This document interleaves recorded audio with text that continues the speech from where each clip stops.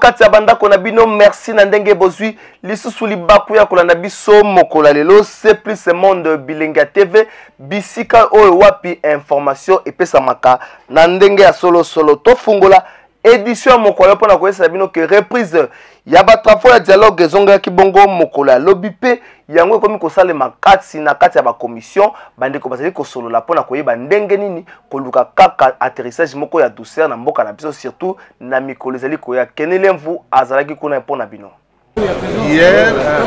Masolo ya dialogue ezongaki mokola lobi kasi bapanzanaki na kati ya ba commission bisiko wapi bazali ko traiter ba question essentielle pona koyeba ndenge nini kobongisa nzela pe ko permettre que atterrissage moko ya douceur esalema na kati ya mboka na biso. Boyeba ke mokola lelo bandeko ya seni bayambamaki bongo nesiko dialogue ezali ko salema pona koluka kotala kaka ndenge nini ko organiser ba élection moko apaisée pe démocratique yango nde ko permettre que atterrissage oyo ezala en douceur. Bosimba ke na sima ya ba travaux oyo en commission ba résolution ekobima yango eko permettre que ezala respecter po atterrissage yango esalema na ndenge singeli musala ezali ko continuer pe mokola lelo bakokende malembe ti kino bakokende kosisa na ndenge oyo bazalaki kosenga kasi boyeba lisusu ke bazali ko débattre na likambo tali nombre ya ba participants po ete mokola lobi bazalaki au moins 250 personnes kasi yangwana bande ko mosusu ezala ya majorité ya opposition pe société civile basengi bongo na comité ya facilitation ya dialogue bamekana no ko revoir nombre babakisa pona ko permettre ke bantu nyonso o bazali na mwa likambo ya koloba ba se retrouver na kati ya masolo oyo baloba kaka pona koluka kobongisa mboka na biso. Pona yesoki na kati ya rencontre oyo babeti lisolo ya 3e mandat pona Joseph Kabila akokite masolo yango ezali bongo maloba ya Vital Kamerhe oyo azalaki bongo na micro ya Kenny Lemvu Tolanda. Bo libéré ba prisonnier mususu bo fongola media mususu baninga mususu bazali près ya koya mais baninga mususu so balobi ke biso tant que Kodjo kozala to koya te to lobité wana komi échappatoire parce que le lobo moni est-ce que Kodjo t'a dirigé ba travaux lelo Kodjo ayeka ka fongoli séance apesi batombote alobi pona compte ya majorité kozala Alexis Tambo Mwamba apona maki na bato majorité pona compte opposition kozala Vital Kamerhe apona maki na baninga na ye ya opposition lelo et kozala de façon alternée lelo ministre Tambo Bandi sous les vigilants na baninga opposition na société civile lobby nga mutu na kokamba makambo na kati ya sala na sala kango l'Assemblée nationale l'opposition majorité na tika ko tricher ta mboka moko te peto ye awa mutuna ya liboso na za kotuna baninga rassemblement baza libanda ba ebisaki bino ke balingi dialogue te ya résolution 2277 to ko salela constitution na biso pe to kotosa yango tina so landeko IDPS G7 boya to sanga ngai kofinga na bino mina kosalela kaka bolingo na kolinga bino bokofinga menga na kolakisa bino kaka bolingo puisque suka eza lokola zemi ezaka 9 mois ekobotama c'est-à-dire na suka ya masolo nde tokoyeba eza mbala liboso te ntango nasinyaka kora lusaka mzee Laurent Désiré Kabila alinga kotisanga na prison et pourtant asovaki mboka bavile banda kokoya ntango tosali Sun City bato baboyaki mais transition esalemaki te élection ya 2006 esalemaki te est-ce que nga nakomaki vice-président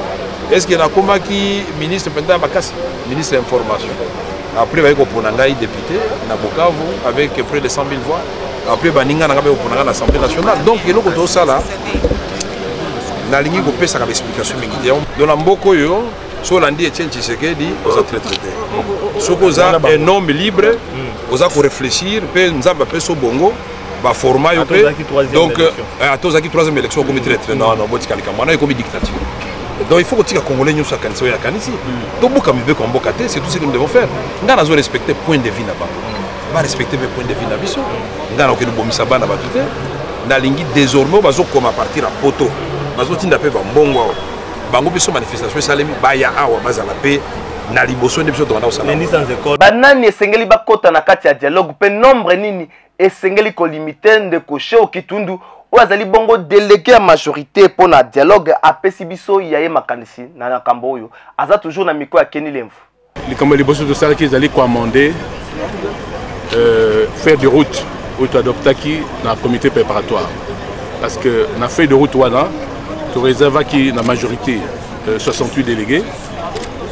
dans l'opposition 68 délégués, pour la société civile 39 délégués, et puis tu paies ça qui facilitateur, possibilité à comprendre 25 personnalités, au bazin avec expérience, bazin à sagesse na bango, pour contribuer à la discussion na biso. Alors maintenant, après, tu vas traiter hors du jour. Hors du jour, les Kambali Bossé Zali, évaluation processus électoral.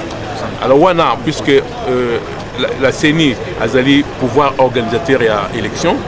a zali organisateur expert à l'élection, et c'est un gars qui bengaye lobby, et a coupé sa biso exposé pour l'évaluation et le processus électoral Mobimba. Donc, mais déjà, pour répartir le sujet où ils sont hors du jour, on n'a pas de groupe de travail. On a organisé à peu près 6 groupes de travail où il y a conformément à hors du jour ils allaient. Parce que dans hors du jour ils allaient évaluation processus électoral, fichier électoral, calendrier électoral, sécurisation des élections, mesures de confiance, tout ça. Donc et puis tout ce que c'est un accord politique. Alors lobby, tout bandana, ma proposition il y a composante qui surtout pour un groupe de travail et puis dans l'après-midi tout yoka ndenge nini CENI a koyebisa biso pour na évaluation du processus électoral. Biso to kanisi que le cola UDPS et muta banda qui dans le dialogue. Je crois que avec le temps na ba contact je crois que ba ko zonga na raison pour participer na travaux de démocratie. Totikala kaka na masolo ya dialogue pona ko esala bino ke masolo nini ezali ko betama na kati ya ba commission Jean Lycée Boussa ameki ko pesa biso mwa muke nini ezali ko sola makuna. To lobby boni na Katanga na Équateur na base de surtout mikando to koma ki po bato babima bazo bima moke to ngi babima ebele. Ministre de la Justice a nommé lobby à tie commission moko pour ça la misalo wana ba baza likamote on na lobango pesa to lobby bato musu baza makambo eza makambo bakosela ki bango bongo bango so babima na ba baza amnistie ayebisi musu bato baza na amnistie nyonso bakobima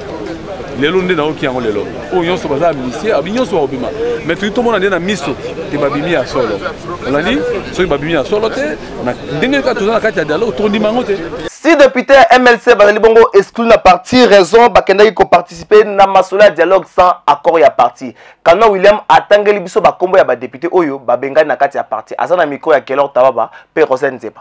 Le 31 août 2016, bureau politique ya MLC et sanganaki pona kotala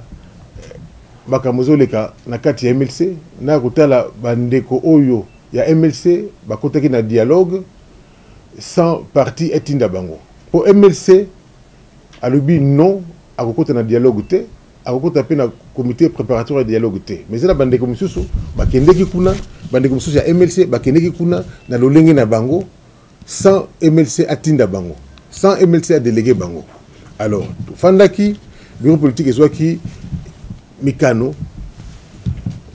pour la rencontre Batouana, au Bakende, tout Makasi, Matou et Mangongi, Bakena, le Lengue, Bango, pour discréditer MLC parce que direction à parti et beau dialogue. Bango Bakeye. Bah, député Wana,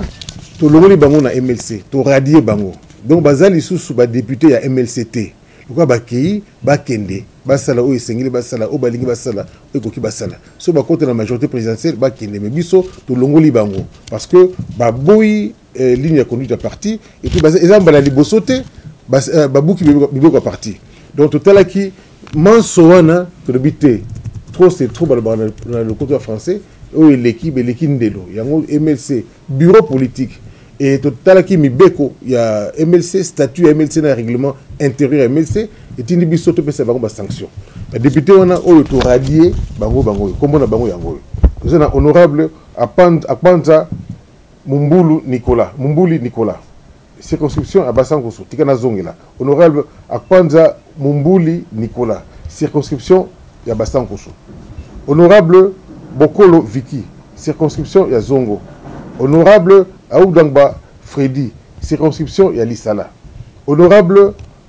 Indole. Circonscription à Lukunga. Honorable Kumu Pati. Circonscription à Bomba. Honorable Lomanga. Circonscription à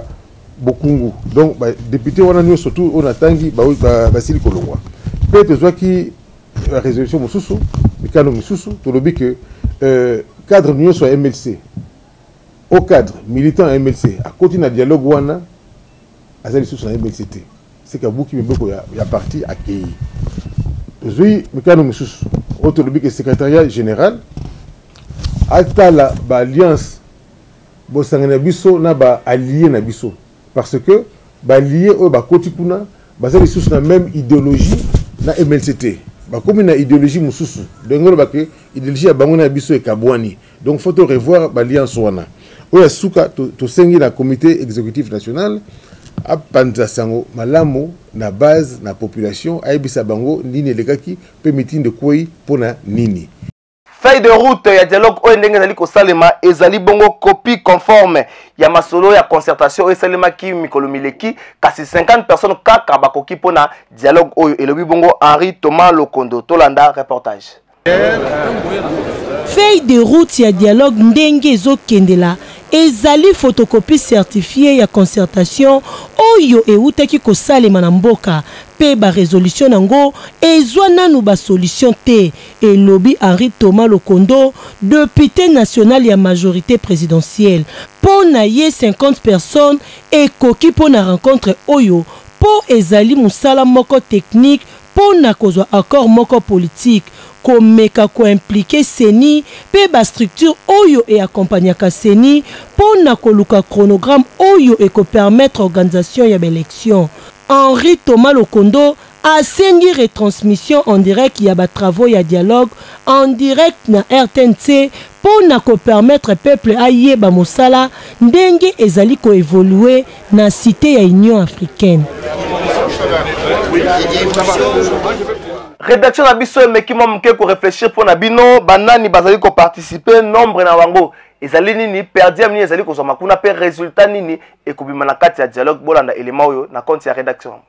Reprise ya dialogue esalemaki mokolo lobi kasi constant moko ba reporter na biso basali ezali ete ba délégué ba parti mususu ya opposition oyo ba parti na bango eboya kokota masolo wana ba mone na kati ya ba rencontre yango ndakisa si délégué ya MLC basali na kati ya rencontre yango et pourtant bandiko ya MLC balobi ke bango bazali partante na masolo oyo ya dialogue esengeli koyeba lisusu bandeko ya opposition républicaine oyo ekambaka mwana mboka Léon Kengo Adondo président ya Sénat bazongeli participation na bango na masolo ya dialogue et pourtant basila ki bongo ko kata ba participation na bango to ebité soki ba revendication oyo bango bazali ko senga notamment dialogue moko inclusif basili ko zo ba réponse moko favorable pour permettre bango bazongela masolo oyo kasilika mosu se beta maki na kati ya ba rencontre oyo zali ko salema depuis mokolo ya lobby kuna na siège ya Union africaine awa na mboka na biso ezali bongo nombre ya ba participants ba nani ba ko participer bana mboka nyonso bazali ko kima mbango na ngonga oyo bakende ko kota na dialogue surtout que perdre moko ya bien pe ko lia ya ndenge ya mokete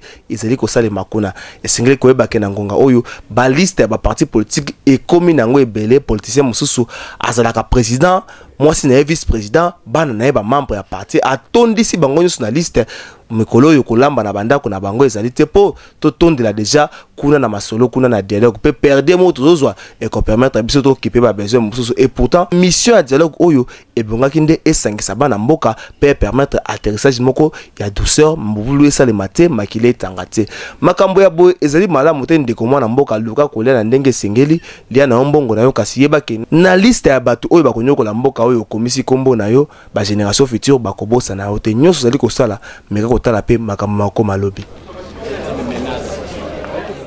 tofungo la page promotionnelle na biso pona ko esala bino ke ndeko finaliste ndeko mwana o examen d'état bandakala soki nano na ngonga oyo ozwi esika okende kotanga te yeba kene esmicom ba inscription esi ebandi pichu mansia asali biso reportage in Jesus name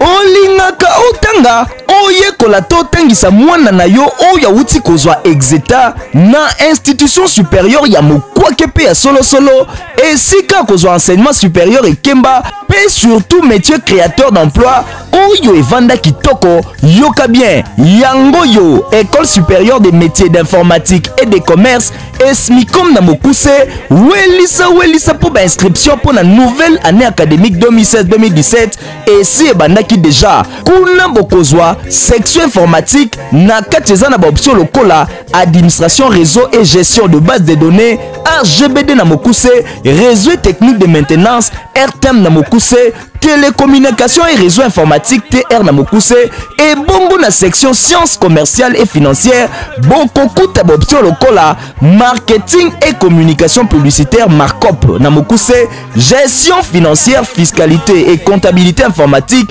GFC na Mokuse. Yo kelange lokoyo Nesmicom chaque niveau ya ba cycle et proposaka na ba étudiant na ye ba métier moko spécifique créateur d'emploi oyo esalaka que atana no asilicité akoki déjà ko créer métier moko boye. Papa, maman, jeune garçon to jeune fille kobanga te po nyonso Nesmicom ezali na ba section oyo totangi programmation, gestion des bases de données, web mastering, développement des applications, installation des réseaux informatiques et télécoms, technique des réseaux cellulaires, technique de vente, création publicitaire, audit comptable, pe misusu ebele na ndenge ya nyama. Mona Esmicom pour na ba inscription na première rue Limité d'Ilandos na Petit Boulevard aux Zambala moko mobimba. Baza lisusu na sima ya Palais du Peuple pe na Pongabi. Ah, Esmicom yaboye bazui wapi ba voisin ba osili sango. Esmicom numéro 1 na RDC.